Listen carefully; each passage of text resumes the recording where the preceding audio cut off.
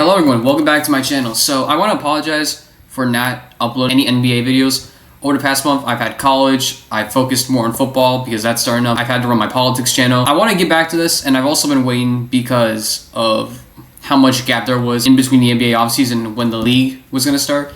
So I've been waiting for a bit to make a video on this, but today we're going to do an NBA lottery mock draft. The order of the teams does not matter to me in this draft. This will just be who do I feel are the best players in this draft, which is loaded. We've all heard about it. This draft has like 4 number 1 pick options. 3 if you count upside, but this is an extremely loaded draft. And today, I'm just going to go over it. So let's get started without further ado. So, number 1 pick, it ended up being the Pelicans. I'm not thinking fit in this situation. I'm just thinking best player available and who I think is the best. And if we're talking skill-wise, it's Darren Peterson. If we're talking in terms of potential, it's AJ Divansa. I think they will be the number 1 and number 2 overall picks. And this is based off what we know now, not what happens in a year from now. And Peterson's going to get a whole bunch of touches at Kansas because he's going to be the main guy. So I'm going to go... I know I've gone with Sealand in the last one, but I'm going to go with skill right now, and I'm going to go with Peterson at number 1. And then number 2 is AJ Divansa. I'm going to keep it quick and short. I don't think it needs to be that complicated for anybody to tell, so I'm just going to keep him 1 and 2. AJ, all the potential in the world. We'll see how he develops this year at BYU. And Darren, he's more of the skill guy, like more skill right now than AJ. Although AJ is very talented, that's why he's number 2. Number 3, I'm going to be contradictory to the first 2 picks. I'm going to go ceiling over floor. I'm going to go with Nate Ament. The reason why I'm going with Nate Ament at number 3 is this kid's ceiling is fucking ridiculous. He's 6'11", he can shoot all over the place, has so much defensive potential. He's more raw than AJ Divansa, but he's so fucking talented. And number 4 is going to be Cameron Boozer, which I'm going to do right now. But all 4 of these guys could be number 1 pick, right? If Cameron Boozer just takes it up another level and isn't like Mr. All Around and actually like showcases number 1 option potential, he will be up here in this category. But to me, when I watch him, he is like consistently a good player, right? There's no like one real trait that he's good at, but he wins. And you need winners in the NBA to help turn around teams. And Boozer's talented, right? There's no argument for that. But for me, it just comes down to, does he have the ceiling of a Nate Ament or AJ Divansa or Darren Peterson?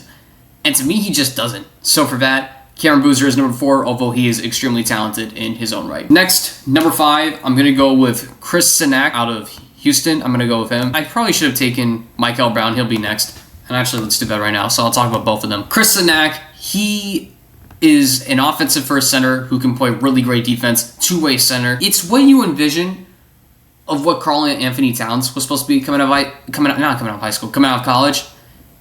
But I think he can do both ways. Like he can play both ways at a high level and next level. Obviously, you don't expect him to be a Rudy Gobert level type of defender. I know that is crazy for me saying that, but Rudy Gobert is a good defender if you watch basketball. But he's such a good center. He's the top center in this draft by far. I mean, you have Ivisic, you have Baduga, you have Guaf, you have Condon, but he is far and clear the best center in his class. And he's probably going to go high as a result of that. So that's why I have him at number 5. I'm kind of contradicting myself early on, but it is what it is. Number 6, Michael Brown. He is a flamethrower. And I mean an absolute fucking flamethrower from deep. He can shoot it from all over the place. I don't really care if he's a reclass, because usually I hold it against people who reclass up a grade. But in Michael's case, it made perfect sense because he was so short and so skinny in high school, so I give him a pass on that. He's extremely talented as a shooter, as a playmaker, everything like that. He's not on this level again. But in terms of just offensive firepower, he is up there in this draft, and that's why he goes number 6. Now, number 7. I'm going to go with Tunde Yusufu. I do not have Dash Daniels that high, although I do think I'm going to have him in the lottery by the end of this. So, the reason why I have Tunde Yusufu up here at number 7, because he's obviously athletic, he can do a lot of things. I mean, he is raw, but I think he's very influenced by Anthony Edwards, because when I watch him play, when I watched a few minutes of him play, it reminded me of a lot of a young Anthony Edwards, right? Not in terms of skill level. I want to point that out. But in terms of how he played, right? It's very Anthony Edwards coded, right? Not saying the skill level is there, but it's very coded, right? It's just a little side note that he kind of reminds you of Anthony Edwards, how he moves and how he plays. But extremely talented player in his own right, and we'll see where he goes this year with Baylor, see if he develops like VJ Edgecombe, and see if he can solidify himself in the lottery. Now at number 8, I have Kareem Lopez out of New Zealand and via Mexico. He is a fantastic passer, right? Everyone will tell you he's a good passer, right? Probably the best passer in this class, right? And with him, it's just going to be if everything else comes along, because he's 6'9". He's basically Igor Demon from last year, but with potentially more offensive ceiling, if that makes sense. And that's fucking terrifying. So, obviously he has another year of development. We'll see where he goes. I think he's a better prospect than Dash Daniels by far. But if you're looking for that lead guy in this class, besides Michael Brown, and maybe Jacob Furphy, which I won't put in here because he's not in the rankings, and I don't know if he's going to come out this year, Kareem Lopez is going to be that guy for you. So, that's why I have him at number 8. All right, for my number 9 pick, I'm going Isaiah Evans from Duke. Isaiah Evans, to me, would have been a lottery pick last year if he had decided to come out. He's just so gifted as a shooter. And I think this year, as the lead guy, or one of the lead guys on this team, he's going to absolutely feast on everything he comes by. If you look back to his high school tape, you could see a score-first guy who just scores and just fucking scores. He's so talented. I'm surprised he came back, but this is going to raise his stock, and maybe he's in this tier of prospect going into the draft next year. He's just so talented, man. All right, at number 9, I have Morez Johnson out of Michigan, which may surprise some people, but when you're as big of a Bam Adebayo clone as what he is, which is what his coach called him, Illinois, Brad Underwood, and you see it on tape over and over and over again of how he plays is similar to Bam Adebayo, I've got to give Morez Johnson his props. He's one of the most underrated big men in this class. I know I said Chris Sinak is far and away the best center in his class, and I completely forgot about Morez Johnson. Obviously, he's not completely Bam Adebayo, but he just reminds you of his hustle, of his energy. Everything he brings to the table screams Bam Adebayo. And to me, I think that's worth a top 10 pick in this class, considering how loaded it is. Maybe higher in other years if this was a weaker class. But Morez Johnson, again, another talented guy. Had a bit of a weird year at Illinois, but hopefully at Michigan he can bounce back and become a lottery pick. All right, number 11 overall, I have Koa Pete out of Arizona. And the reason why I have him at number 11 instead of like higher up is because I think he has a lower ceiling because his game is power, right? He's a power guy.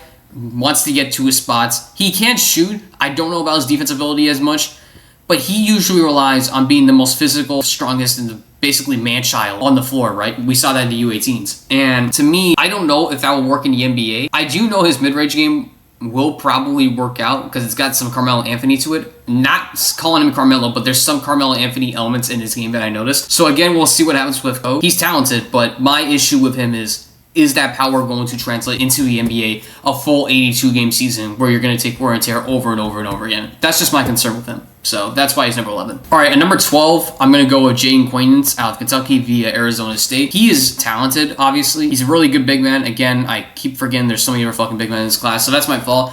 Only concern I have with him is his ACL. If his ACL recovers and he does just fine, he'll be a lottery pick. But for now, I don't know. He may be higher up here, but for now, because of the ACL, I'm going to move him down a bit into the Chicago territory at number 12. For the 13th overall pick, I can't ignore it any longer. I'm putting Dash Daniels here.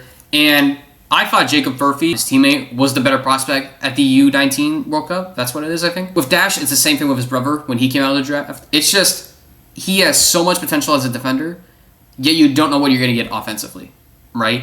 And really with Dash, obviously he wouldn't develop in Sacramento. He would completely fall off a fucking cliff, right? But with Dash, when it comes down to for him to succeed in the NBA, because obviously he's super talented defensively, it's just, is he going to be in the right system to succeed, right? Dice ended up doing it. I don't know if Dash will. And that's why I have to put him at number 13 despite his all-world ceiling. I just think he's too raw.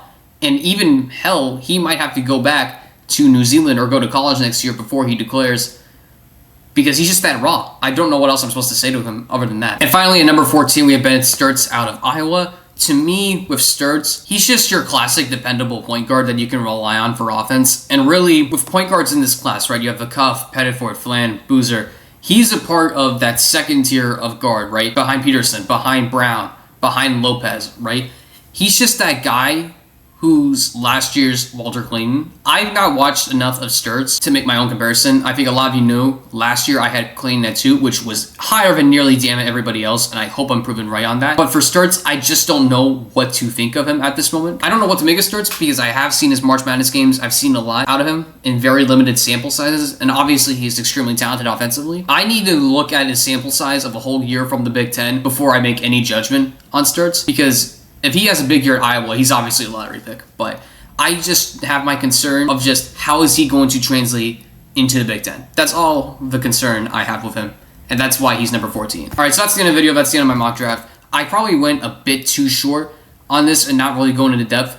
This next month, before I release the next one, will be me having to go over all these prospects more in depth through myself, through VOD reviewing and stuff like that. It'll probably be right before the season just so I can see a better idea of who's going to pan out and who's not. Hell, maybe fucking Bryce James might be a lottery pick. So, thank you guys for watching. Hope you guys enjoyed the video, and I'll see you guys next time.